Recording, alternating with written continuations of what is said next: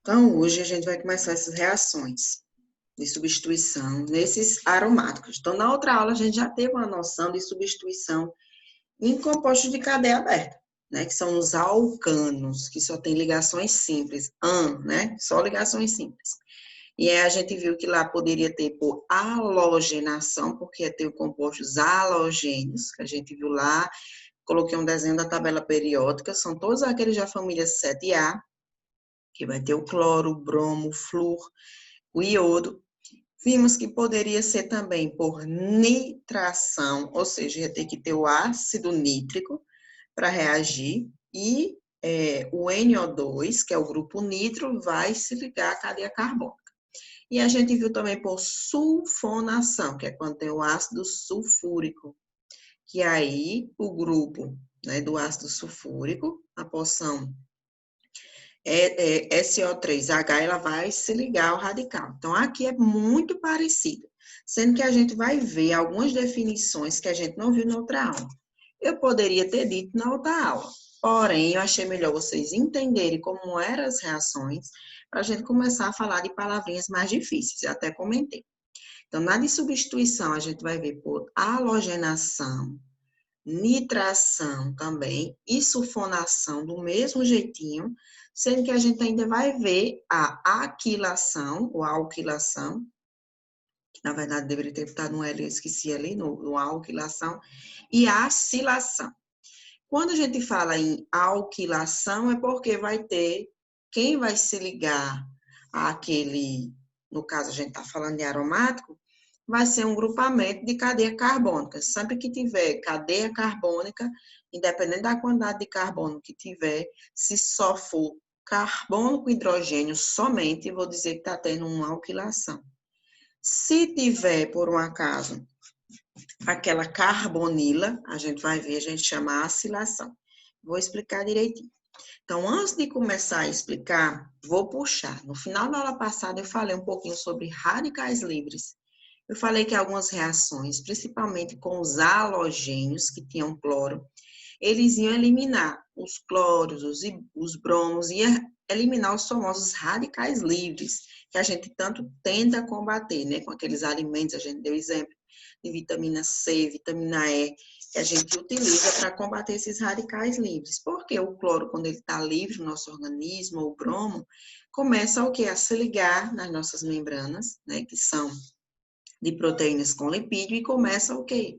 A fazer com que elas vão se desgastando, elas conseguem desgastar as membranas da gente.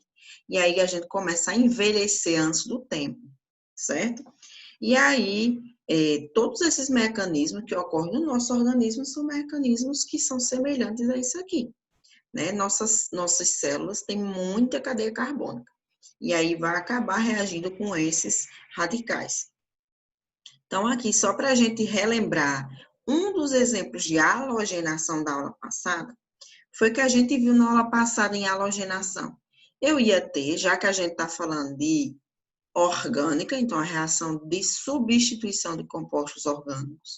Aqui eu vou ter o metano, que a gente viu, met, porque só tem um carbono, an, porque só tem ligação simples.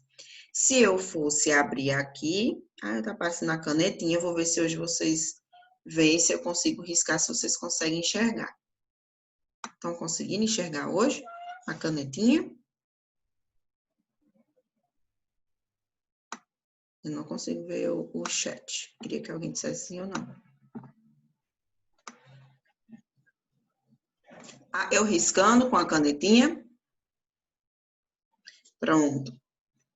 Pronto. Então, esse metano, lembra que eu disse que as reações, geralmente é bom a gente abrir a molécula.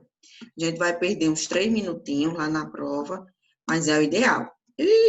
Então, o metano, que é o CH4, vai ser assim. Então, cada esquininha dessa vai ter o quê?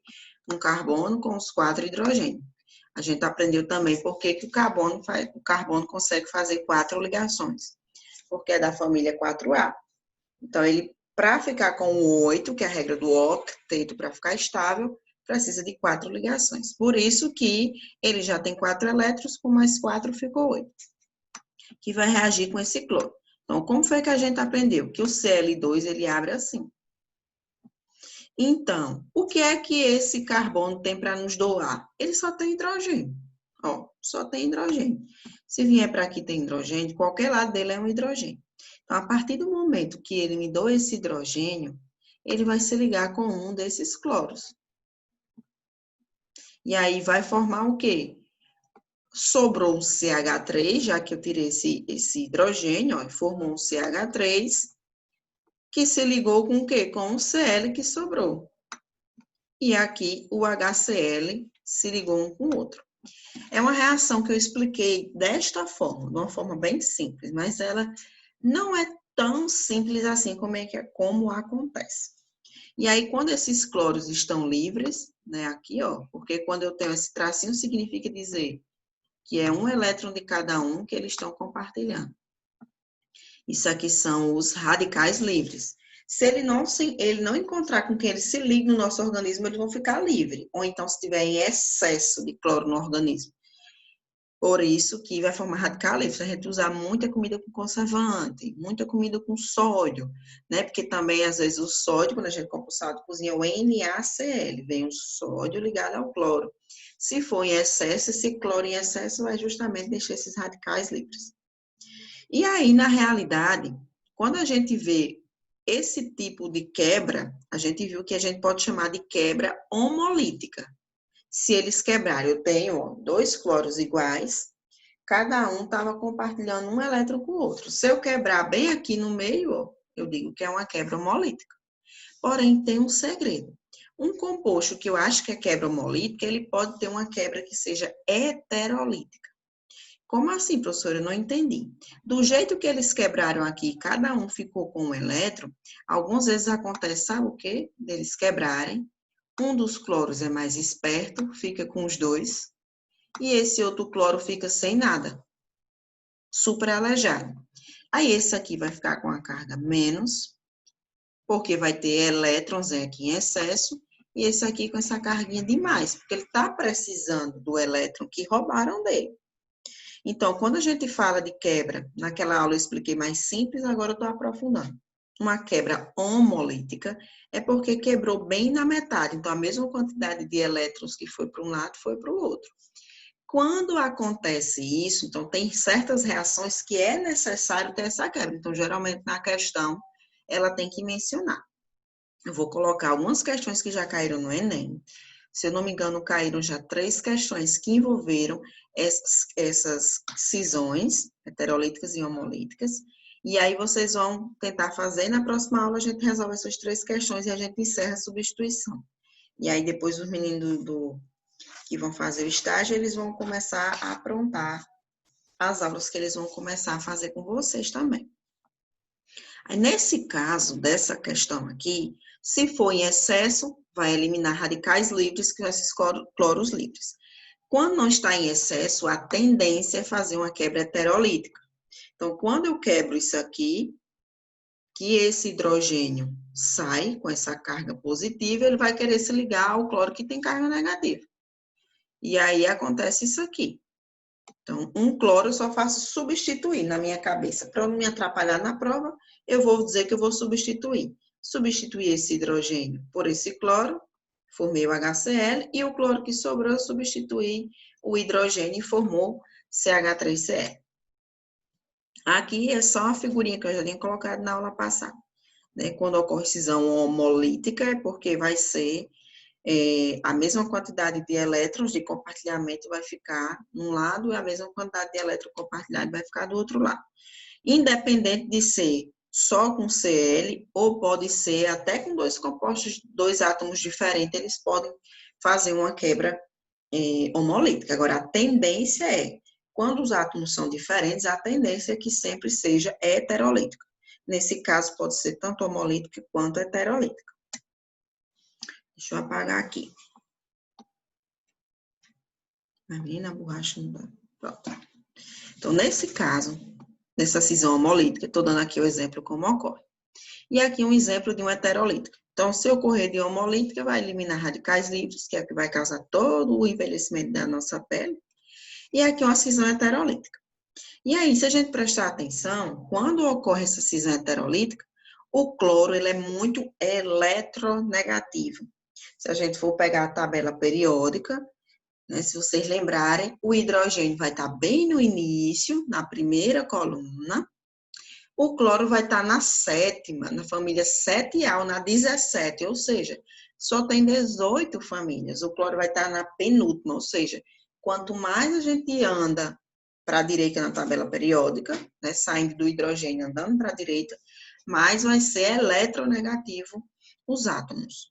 Então, o cloro ele é tão eletronegativo que ele consegue chupar, né, consegue puxar os elétrons todinho para ele.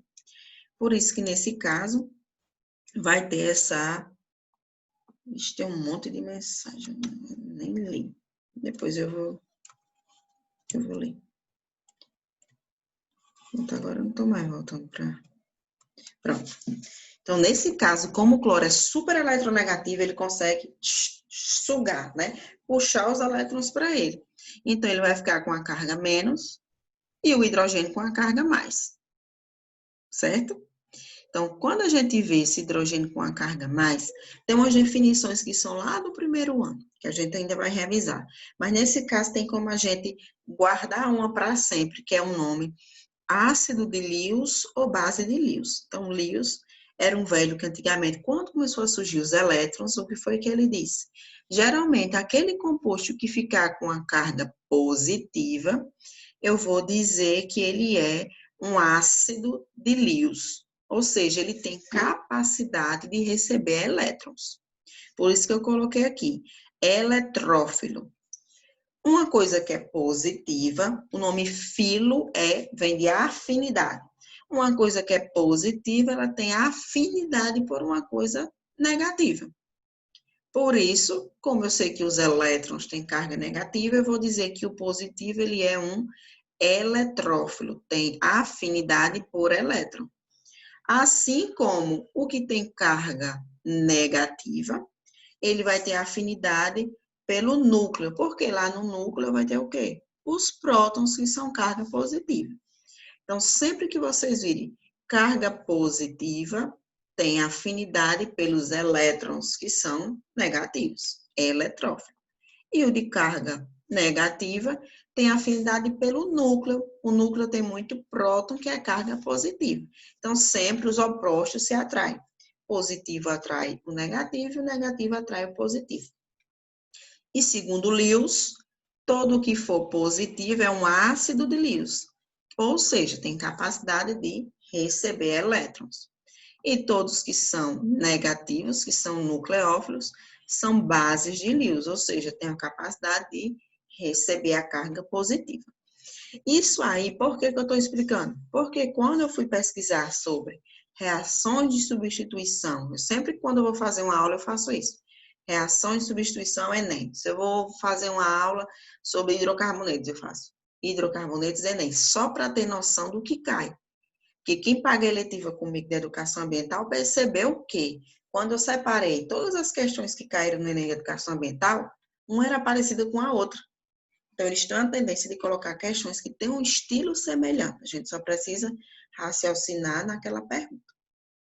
Então, quando eu pesquisei, o que foi que eu vi? As questões que envolviam substituição, elas sempre falavam de eletrófilo ou nucleófilo. E aí não adiantava eu continuar para explicar de forma simples e vocês perderem esse assunto. Inclusive, as questões que eu vou colocar para vocês resolverem, vocês vão ver que são do Enem, que sempre falam nessas palavrinhas. Dentro dessa cisão heterolítica, tá vendo que isso aqui é só com compostos inorgânicos, ó? Entre compostos inorgânicos. Aqui eu não estou vendo nada com carbono aqui em cima. Quando se tem o carbono, como é que eu vou fazer essa quebra? Então, quando se tem um carbono, a quebra, ela vai ocorrer de duas formas diferentes. Primeiro, pode ocorrer dessa forma, que eu vou quebrar e o bromo, super esperto, vai pegar os dois elétrons, ou seja, vai ficar com a carga negativa, e o que ficou deficiente de elétrons, ou seja, se eu estou pobre de elétrons, eu vou ficar positivo. Se eu estou rico de elétrons, eu fico eletronegativo. Então, sempre quando a gente fala de carbono, né, que ficou com a carga positiva, geralmente a gente não vai chamar ele de eletrófilo, a gente vai chamar ele de carbocátion. Pode ser que na questão pergunte, né? Qual dos dois vai ser o eletrófilo? Não tem problema, mas geralmente a gente pode botar o apelido de carbocátion. Por que carbo? Porque vem de carbono. E cátion, de carga positiva. Então, nessa quebra aqui, ocorreu uma quebra também, uma cisão heterolítica, em que o bromo foi mais esperto, porque também ele é muito eletronegativo, e puxou os elétrons para ele. O bromo é da mesma família lá do cloro, da família 17 a 7A. Então, aqui ele ficou sendo carbocátion, e aqui o bromo vai ficar sendo o quê? Um nucleófilo, que eu também posso chamar de eletrófilo ou ácido de Lewis, e aqui nucleófilo ou base de Lewis. Sempre que for negativo, vai se atrair pelo positivo. O positivo vai estar onde? No núcleo, que são os prótons. E nesse caso, como tudo que tinha era hidrogênio, então se eu for levar em consideração a força do hidrogênio e a força de um carbono com 3 hidrogênios, claro que o hidrogênio é mais fraco. Nesse caso é porque o bromo ele é tão eletronegativo que ele consegue puxar para ele. Nesse caso, o hidrogênio é muito fraquinho comparado ao quê? A esse CH3 aqui que vai sobrar. Então, como esse é mais forte, ele puxa todos os elétrons para ele. Então, se ele está com excesso de elétron, ele fica o quê? Eletronegativo. E aqui fica o H+. Nesse caso, como o carbono ficou com a carga negativa, eu vou chamar de quê? De carbânion. Ânion, porque carga negativa. Car, de carbono.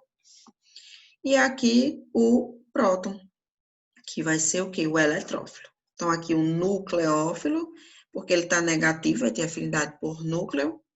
E aqui o positivo vai ter afinidade por elétrons, eletrófilo. Então, a gente sabendo disso aí, quando a gente começar a ver reações, a gente não vai ter mais tantas dúvidas, certo? Cisão homolítica, quebra devido à quantidade de elétrons iguais para os dois lados. Heterolítica, um vai ter mais elétron do que outro. Aquele que ficar com mais elétron, ele é eletronegativo. Então, ele vai tender a se atrair pelo positivo, que é o núcleo, nucleófilo. E assim, o que ficou com menos vai se atrair por elétron, que vai ser o eletrófilo. Então, iniciando, né, bem rapidinho essas reações a partir de agora. A primeira é a halogenação. Ocorre do mesmo jeito que vai ocorrer com os alcânios. O que a gente tem que prestar atenção é o quê? Que quando a gente vê um anel aromático, significa dizer que é o quê? Que é um anel com duplas alternadas. É a mesma coisa. E se eu quisesse abrir na minha reação essa molécula, como é que eu abro um anel aromático? A gente viu que um metano eu abri com carbono e coloquei os 4 hidrogênios ao redor. E como é que eu abro o anel aromático? Eu abro dessa forma aqui, ó. Então, cada esquininha dessa significa dizer que tem um quê? Um carbono. Então, o anel aromático realmente é um composto orgânico de cadeia fechada, mas que vai ter 6 carbonos. Se ele tivesse 5, já não ia dizer que era aromático, ia dizer que era um composto cíclico, né? De cadeia fechada, mas eu não ia chamar de aromático. Então, aqui, se eu fosse abrir ele, né? Que todos esses são a mesma coisa, colocaria, ó, os 6 carbonos em cada esquina, as duplas alternadas, que eu vi que tinha, ó, uma dupla sim, outra não, uma sim, outra não, uma sim, outra não. E aí eu ia ter que preencher com hidrogênio. Como é que eu vou saber esse preenchimento com hidrogênio? Se eu sei que o carbono faz até 4 ligações, e aqui, ó, dentro da cadeia, esse aqui tem 1, 2, 3. Esse daqui também, ó, tem 1, 2, 3. Então, todos eles têm 3. Ou seja, eu já sei que tem o quê? Tem um hidrogênio em cada esquininha para completar os 4. Por isso que nesse daqui, ele colocou esse hidrogênio aqui, é para a gente entender que quem vai reagir vai ser o quê? Um dos hidrogênios. Olha aqui ele. Um dos hidrogênios é que vai reagir. Esse cloro, eu até coloquei que eu fiquei com medo da caneta não riscar. Quando eu vou abrir, fica assim, ó. Né? Se eu fosse abrir, do Cl2 fica Cl e Cl. Se fosse ter uma quebra, que nesse caso provavelmente vai ser uma quebra heterolítica, esse aqui vai ficar com a carga menos, e esse outro aqui Vixe Maria, com a carga mais. Ou seja, isso aqui ele pegou, sugou os 2 elétrons para ele. Então, o que é que vai acontecer? Esse hidrogênio, ele vai ter que sair para eu substituir por um desses cloros. Então, como o hidrogênio, ele tende a ser uma carga positiva, H+, porque é da família 1A, ele vai se ligar com esse clorinho aqui. Ele vai formar o quê? O HCl. Se esse hidrogênio saiu, para ele não ficar alejado, né, para isso aqui não ficar alejado, o que é que vai acontecer? O cloro que sobrou vem se ligar aqui. Ou seja, eu substituí. Lembra que eu falei no namoro? Eu olhei para ele e disse, eu estou cansada. Esse hidrogênio disse, eu estou cansado de namorar com esse aromático. Aí esse cloro diz assim, eu estou cansado de estar namorando com outro cloro igual a mim. Depois vamos substituir um pelo outro. Então, aí esse hidrogênio vem e namora com um dos cloros, ó, HCl. Como o hidrogênio saiu, o outro cloro veio namorar com quem? Com o anel aromático. Então, aqui eu formei um aleto, que eu chamo de aleto orgânico. Por que o nome é aleto?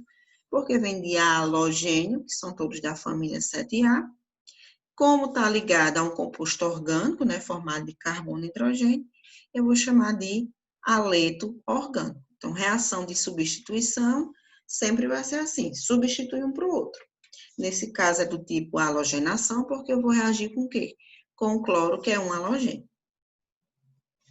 No caso da nitração, a gente também viu nitração lá nos alcanos. E vai ocorrer da mesma forma. Eu também risquei com medo da canetinha não prestar. Como é que eu sei que abre desta forma? Por 2 motivos. Toda nitração e toda sulfonação vai eliminar uma molécula de água.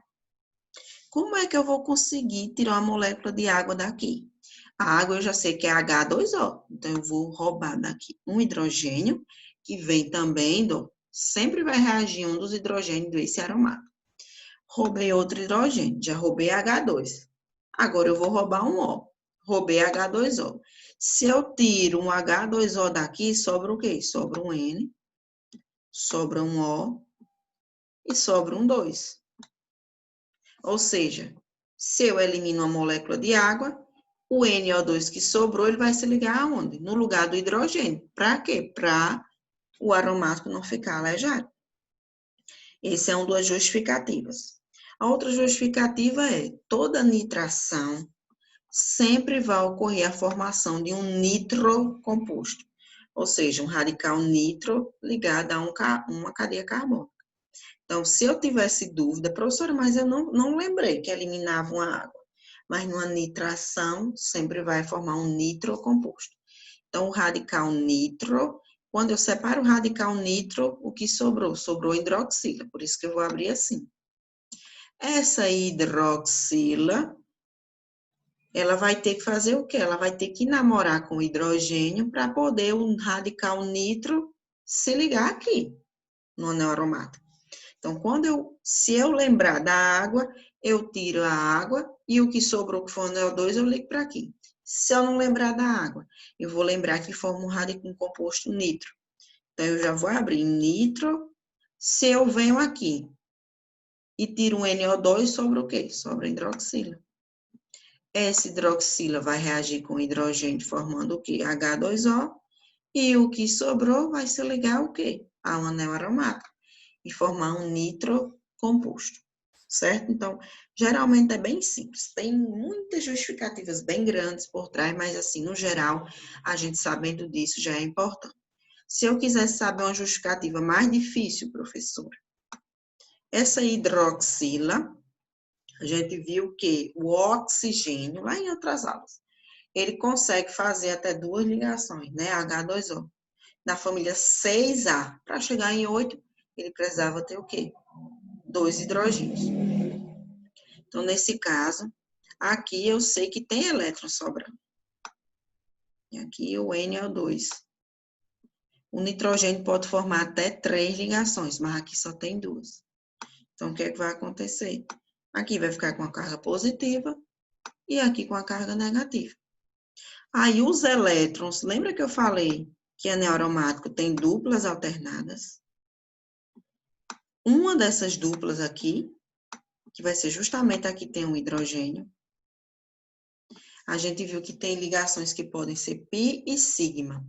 Então, os elétrons π daqui, ó, da dupla, eles ficam loucos, os elétrons π daqui ficam loucos pelo que é positivo.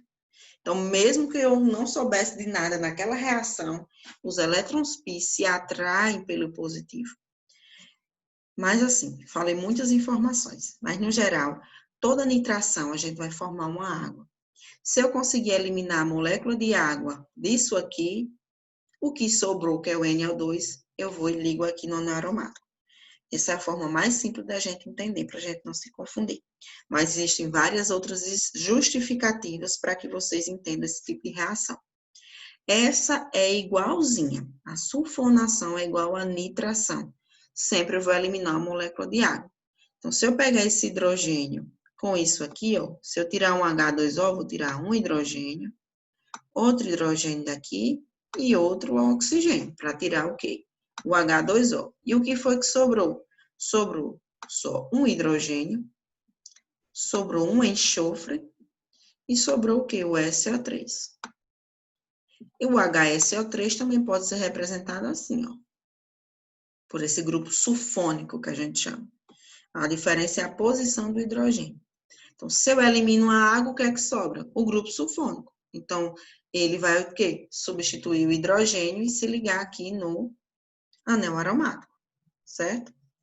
E aí, se eu fosse ter dúvida, eu já ia saber. Toda sulfonação tem que eliminar o radical sulfônico.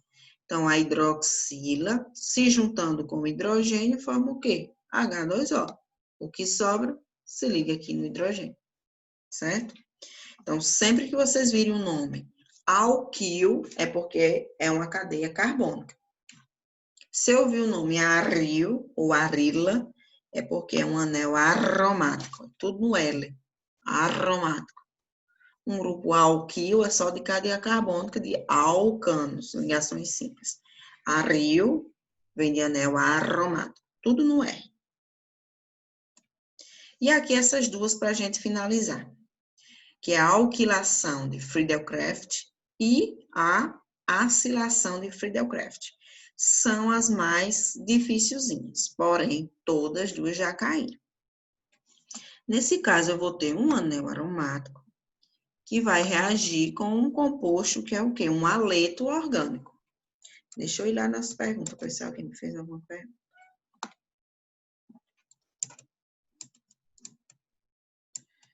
Pronto, agora não está mais voltando. Pronto. Então, como é que é agora? Eu estava até agora vendo o quê? Anel aromático reagindo com ácido sulfúrico, que é a sulfonação.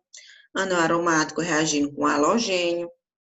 Anel aromático reagindo com um ácido nítrico. Mas agora chegou algo diferente. Um anel aromático reagindo com um haleto orgânico.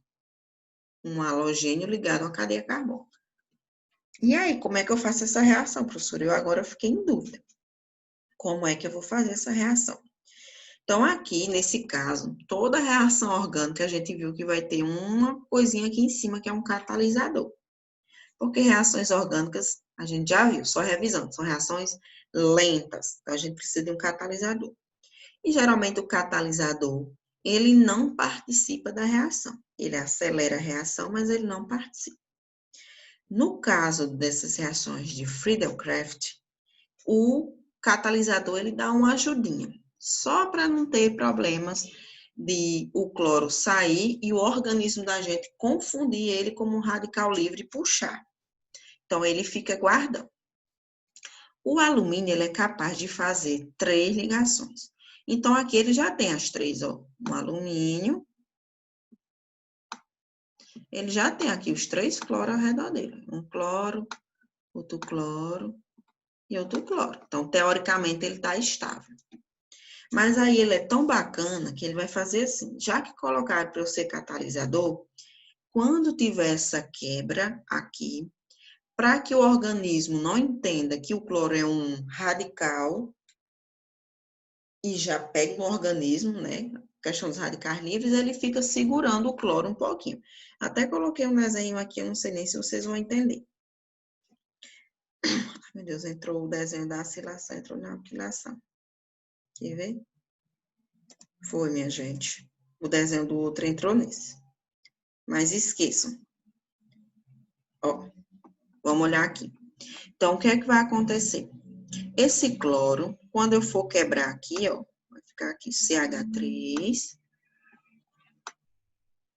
Eita, isso é só um carbono, minha gente, porque ficou sobre esse.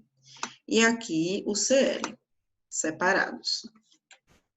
Neste caso, o que vai acontecer? Como o cloro, ele é o quê? Muito eletronegativo, ele vai puxar os elétrons para ele. Então, ele vai ficar com a carga negativa e vai puxar os elétrons que estão sendo compartilhados, tudo para ele. Consequentemente, esse H3C vai ficar o quê? Positivo. Pronto. Para que o Cl não seja confundido com radical, esse alumínio, ele diz assim, eu não posso me ligar com você que eu já estou estável. Porém, eu posso fazer um empréstimo, né, nesse compartilhamento aqui, ficar com excesso, só para te ajudar a ninguém se perder. Então, temporariamente, esse cloro se liga a esse alumínio do catalisador. As únicas reações que acontecem isso é na alquilação e na acilação, certo? Aí ele fica segurando só um tempinho. Ou seja, isso aqui é muito instável. Por que é instável? Porque qualquer coisinha isso aí vai desfazer essa ligação. Enquanto isso, lembra que eu falei que esses elétrons livres das ligações π, eles adoram coisa positiva, ele vai chupa o quê? Esse aqui, que é positivo. Quando ele chupa, vamos supor que ele chupou desse lado, tem hidrogênio. Se ele chupar, vai ficar com 5 ligações. O carbono não pode. Então, para não ficar com 5 ligações, obviamente, ele vai ter que eliminar o quê? O hidrogênio. Então, vou só recapitular para a gente não se perder. No caso da alquilação, o catalisador ele ajuda a segurar o cloro temporariamente para que ele não seja confundido com radical livre. Quando eu vou quebrar isso aqui, o cloro, por ser muito eletronegativo, ele vai ficar eletronegativo e vai puxar o par de elétron que eles estavam compartilhando só para ele. Consequentemente, esse CH3 vai ficar positivo. Como aqui tem elétrons π, que são eletronegativos, ele vai querer o quê? Chupar o positivo para ele. Mas, para isso, ele tem que eliminar o hidrogênio, senão ele vai ficar com 5 ligações, o carbono. Então, aqui ele perde esse hidrogênio. Então, esse hidrogênio vai ficar aqui livre, dançando, dentro da reação. Quando se liga, forma isso aqui, ó, né? Formou o aromático ligado ao CH3. Aí, o que é que ele faz? O alumínio. Olha, cloro, agora já tem alguém para você namorar. Ele perdeu um hidrogênio e ele é positivo, dá certinho para namorar com você. Ao que vem para aqui, ó, o hidrogênio que ele teve que sair vai se ligar ao Cl, que estava apenas emprestado ali no alumínio, e vai formar o HCl, certo? Parece ser difícil. Se na hora eu não me lembrar nada disso, o que é que eu faço? Só faço abrir, tento entender que o cloro é eletronegativo, então que o positivo vem se ligar aqui e o hidrogênio que saiu vai namorar com o cloro. É bem simples aparentemente, mas acontece todo esse manejo por trás. Sempre que vocês virem uma ligação dessa formando que tem que eliminar um hidrogênio com carga positiva, o nome disso é desprotonação. Ou seja, ele perde um próton, então ele desprotonou. Vou escrever aqui porque eu salvo.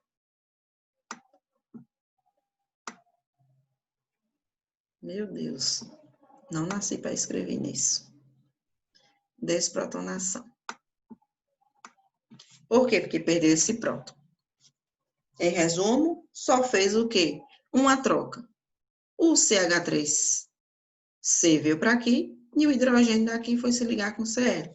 Porém, a gente teve que entender o que acontecia por trás para a gente não se confundir. Isso aqui eu vou tirar, que isso aqui era do outro e veio para cá. Na acilação, ó, alquila, porque esse grupo que se ligou, ó, é um alcano. Poderia ser CH3, poderia ser CH3, CH2, ou seja, poderia ter quantas cadeias carbônicas possível aqui ligada, porém, só de alcanos.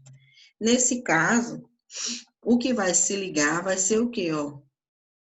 Uma porção que não é só alcano, ela vai ter uma carbonila. Por isso que eu vou chamar de acilação. Nesse caso, a reação vai ocorrer do mesmo jeito da outra vez. Aqui já tem um desenho que vai ficar mais fácil. Ó. Por enquanto, o que é que vai acontecer? O cloro, por enquanto, daqui, ó, quando eu abrir isso aqui, o cloro, por enquanto, vai ficar aqui emprestado no alumínio. Tá vendo? Ó? Só por enquanto, para ele não ser confundido com radical livre. E aí, como ele é muito eletronegativo e puxou tudo para ele, quando a gente quebrou, consequentemente, essa porção aqui ficou o quê? Com a carga positiva, precisando de elétron. Tá vendo? Ficou com a carga positiva. E aí, isso aqui é um carbocátion. Nesse caso, tá só dizendo o nome dele. Que é um não sei nem o que é que tem aqui, acetoxônio, mas a gente nunca chamou assim. Mas aceto, porque é o quê? Aceto geralmente vem de 2. O ácido acético é porque é um ácido que tem 2 carbonos. Enfim, quando quebra, aqui formou um carbocátion e aqui formou o cloro negativo, que vai ficar, por enquanto, emprestado ao quê? A esse catalisador. Acabou-se. Esses elétrons π querem namorar com positivo e chupa para ele, ó. Se ligou com essa porção. Pronto. E o hidrogênio que saiu, ó, se desprotonou aqui embaixo, se desprotonou, vai dizer assim, cloro, agora você pode vir namorar comigo, né? Sai desse alumínio. Então, o hidrogênio agora, que quando sai vai ficar positivo, vem namorar com quem? Com esse cloro. Então, os elétrons atacam positivo e vai se ligar aqui com ele, ó, formando esse grupo. A acila vem de acético, porque tem 2 carbonos, com a carbonila, e o hidrogênio vai se ligar com o cloro, positivo com negativo, formando HCl. Então, a diferença da acilação para a alquilação é que na acilação o anel aromático vai ficar ligado a esse grupo acila, né? Grupo acila porque vai ter 2 carbonos com carbonila.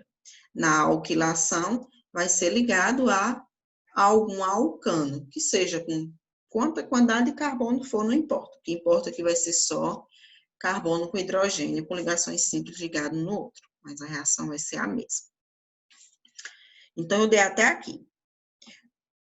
Existem reações que são chamadas de reações de substituição nucleofílica e reações de substituição eletrofílica.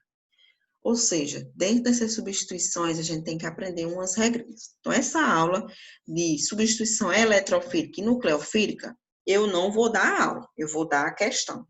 Quando vocês trouxerem na próxima aula as 3 questões que eu vou mandar, dentro das questões a gente já estuda qual a diferença de uma substituição nucleofílica para uma eletrofílica.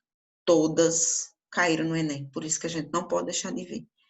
É um pouquinho chato, mas o que já caiu mais de um ano seguido, a gente não pode deixar de ver, que é muito interessante.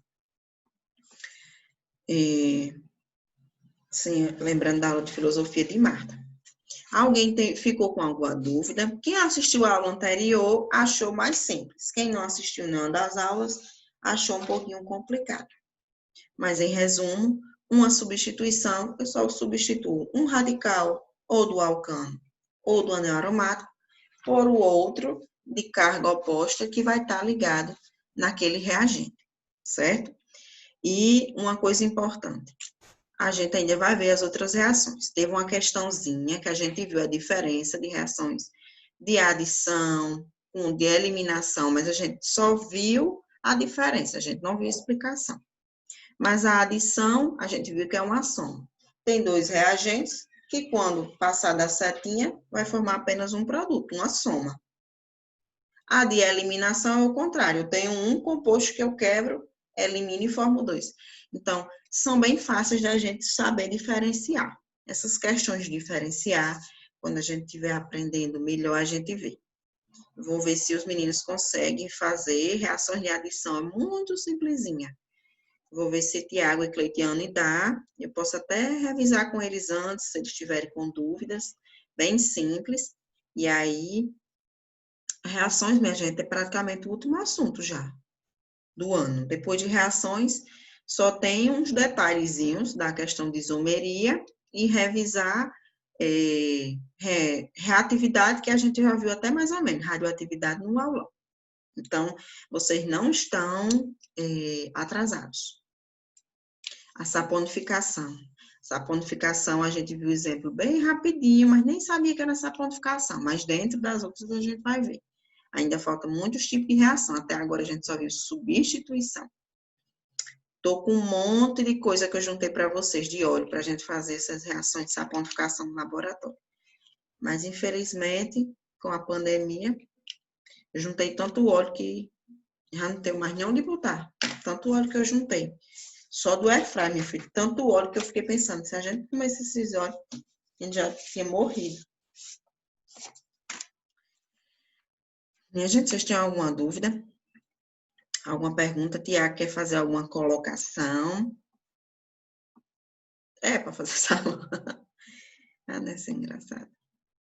Quer fazer alguma colocação, Tiago?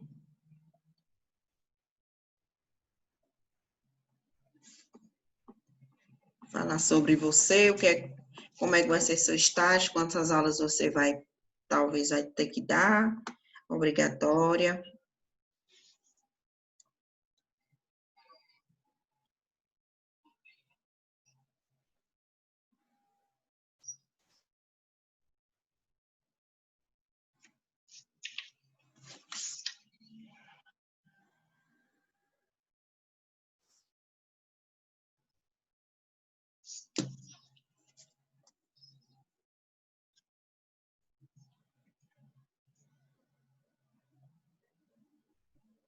Até a próxima aula. Sim, pode falar.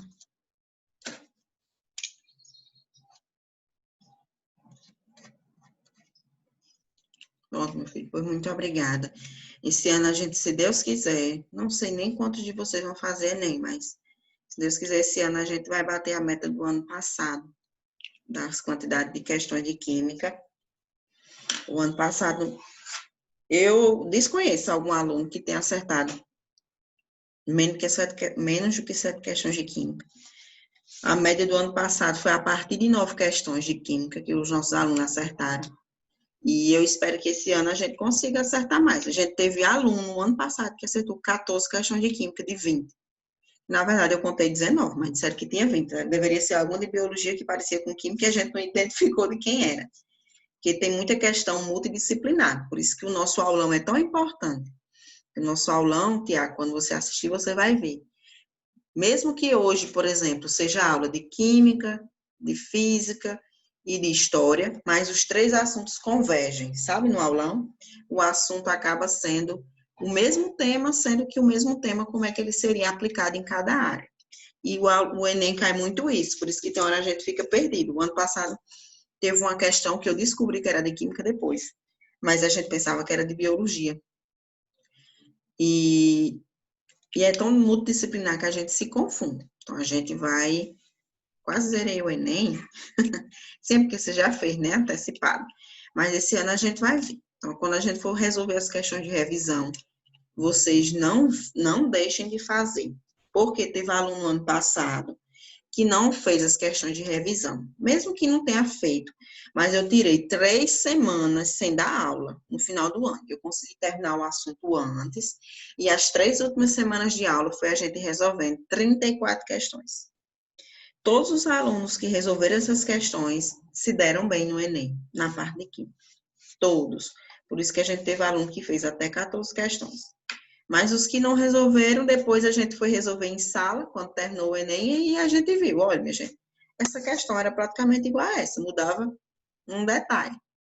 Então, a gente não pode deixar de resolver as questões. Parecem besteira, mesmo que não resolva, mas acompanhe quando o professor for resolver as questões na aula, porque vocês vão ver o quanto cai questões que você raciocina da mesma forma no Enem. Não fiquem tristes. Sim, a próxima aula, sim, vou colocar essas questões para vocês. Eu acho que eu só vou deixar as 3 questões mesmo. Vou analisar. Colocar, daqui para mais tarde, quando vocês olharem, vocês vão ver essa questão. Próxima aula, a gente vai resolver e aprender o que é uma substituição eletrofílica e substituição nucleofílica, só para a gente fechar o assunto. Aí depois a gente vê se Tiago e Cleitiane já vão começar a aplicar ou se eu inicio as outras reações. Tá bem? Vou aqui